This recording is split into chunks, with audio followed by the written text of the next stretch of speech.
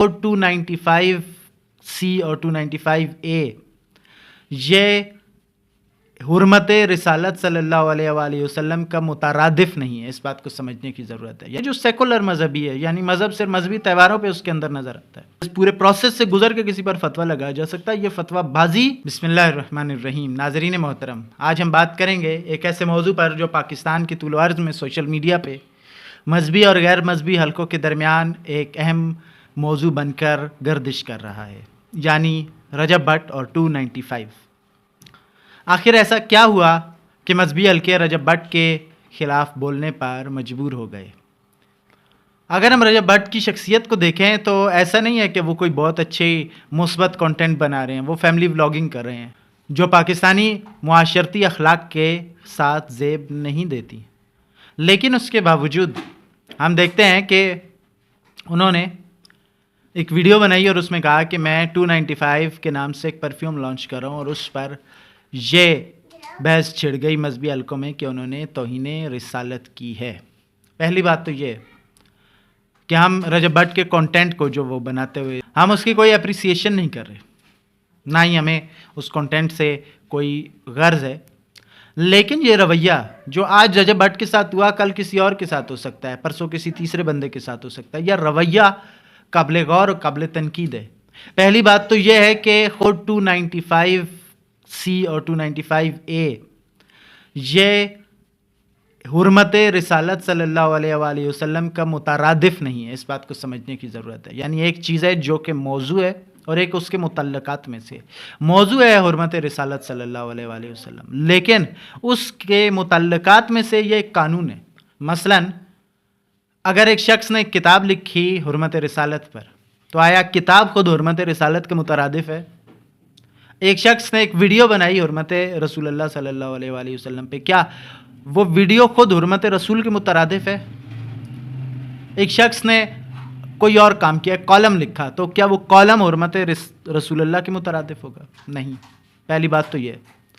دوسری بات یہ ہے کہ 295C کا جو قانون ہے، اس کو نام پر آپ ایک پرفیوم لانچ کر رہے ہیں، تو پاکستان میں اس کی سینکڑوں مثالیں دی جا سکتی. مثلاً آپ کی گلی میں ہی بسم اللہ کریانہ سٹور ہوگا، تو کیا بسم اللہ کریانہ سٹور جو ہے وہ توہین ہے بسم اللہ کی؟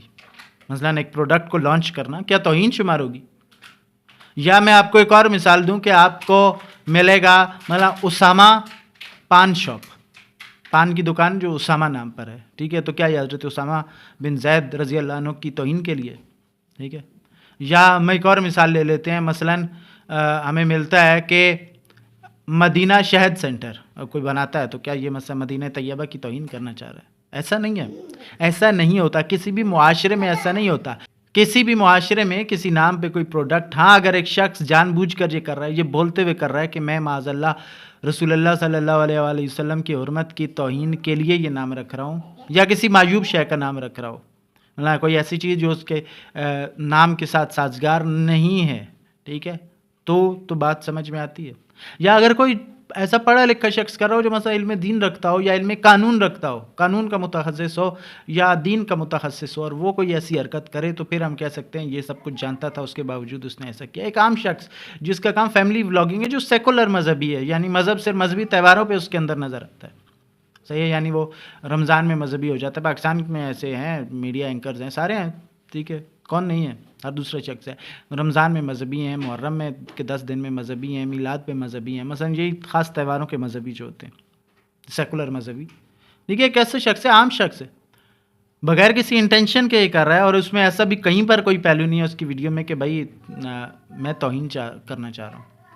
اس کے باوجود یہ رویہ خطرناک ہے. یعنی پاکستان میں کوئی شخص کچھ بھی بولے تو اس کے سیاق و سباق کے بغیر اس پر فتویٰ لگا دینا. فتویٰ لگانا ایک بہت اگلا مرحلہ ہے. ایک ہوتا ہے ویڈیو بیان جاری کیا، مذمت کی، مخالفت کی، پھر ایک فتویٰ لگا دیا باقاعدہ. یعنی جنہوں نے فتویٰ لگایا انہوں نے دین کہاں سے پڑھا؟ سوال تو یہ ہے.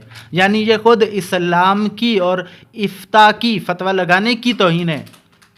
ایسے کاموں پر فتویٰ لگانا یعنی یہ خود دین کی توہین ہے. یعنی جو غیر مسلم، مستشرق، ملحد اسے دیکھے گا اور دیکھ رہے ہیں اور وہ بول رہے ہیں کہ مثلاً آیا یہ دین اتنا ہی آسان یا اتنا ہی نادانی پر مبنی دینداروں کے رویے ہیں، ٹھیک ہے، کتنی آسانی سے کسی پر کوئی بھی فتویٰ لگا سکتا ہے. نہیں، اسلام کے اصول و ضوابط ہیں، اسلام کے قواعد ہیں، قانون ہیں، جس کے بعد جس پورے پروسیس سے گزر کے کسی پر فتویٰ لگایا جا سکتا ہے. یہ فتویٰ بازی یہ خود دین کی توہین ہے.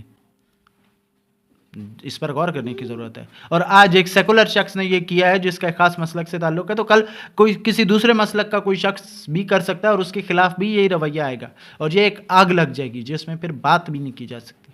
یعنی پھر پاکستان میں یہ سارے نام، کیونکہ پاکستان میں 99.99% کاروبار جو ہیں ان کے نام کس پر ہیں؟ مذہبی نام ہیں. یہ جو ایک نیا شدت پسندانہ رویہ، یہ کسی کا بھی ہو، رجب بٹ ہمارا موضوع نہیں ہے، یعنی یہ رویہ موضوع ہے، یہ خطرناک ہے.